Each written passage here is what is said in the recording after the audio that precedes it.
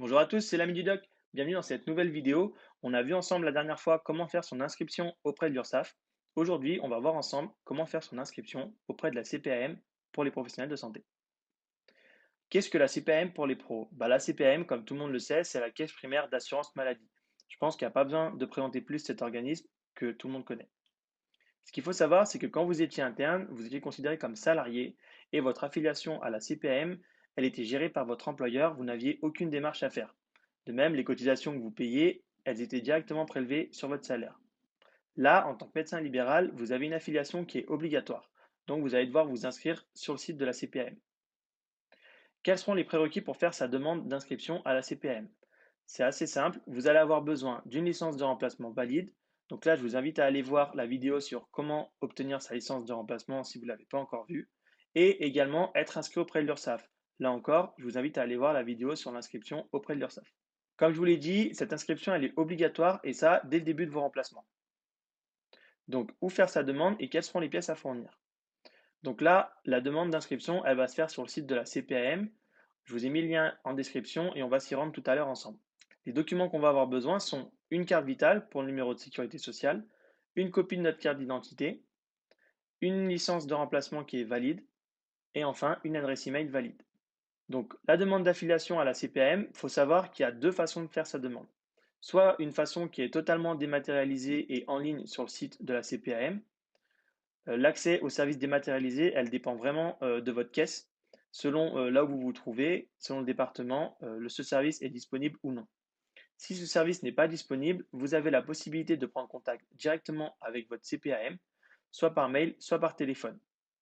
Et dans le cas où vous prenez contact par mail, vous n'aurez pas forcément de rendez-vous associé derrière.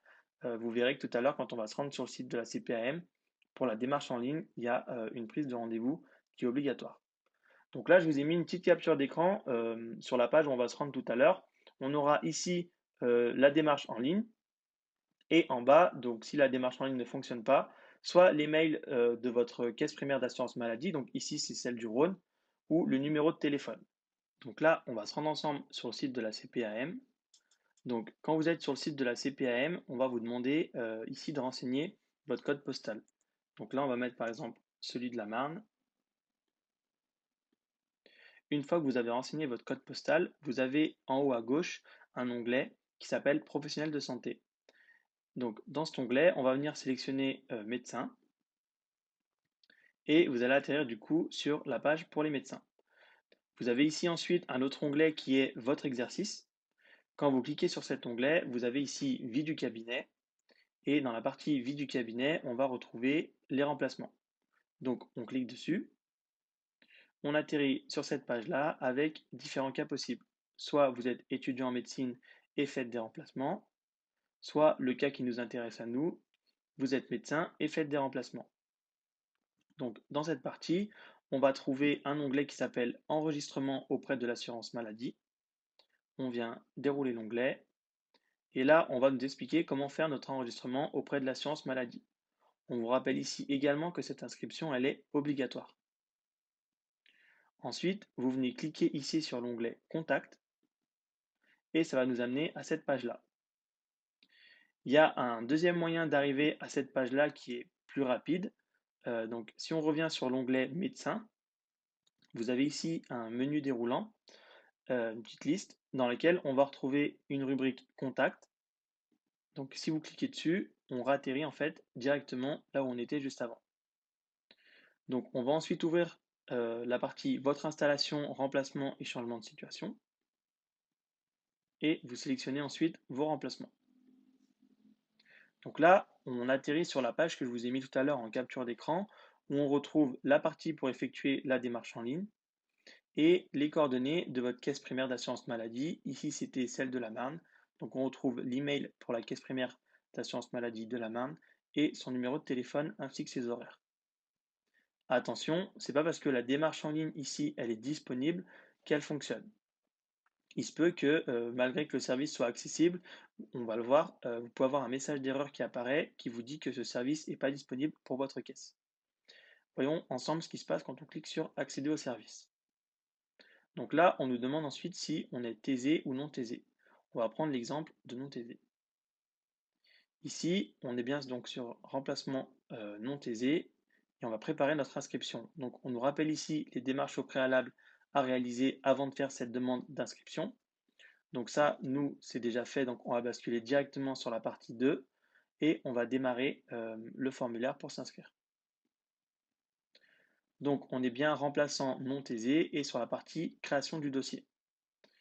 Donc on va avoir différents onglets. Le premier qui est l'identification, le deuxième qui concerne toutes les pièces justificatives, le troisième qui concerne la prise de rendez-vous, où là encore une fois, si vous contactez par email, vous n'aurez pas forcément cette prise de rendez-vous, et la partie confirmation. Donc dans la partie identification, on va nous demander le nom, le prénom, l'email, un numéro de téléphone, notre numéro de sécurité sociale, le code postal et la date de début de notre remplacement et la date du 30e jour de remplacement.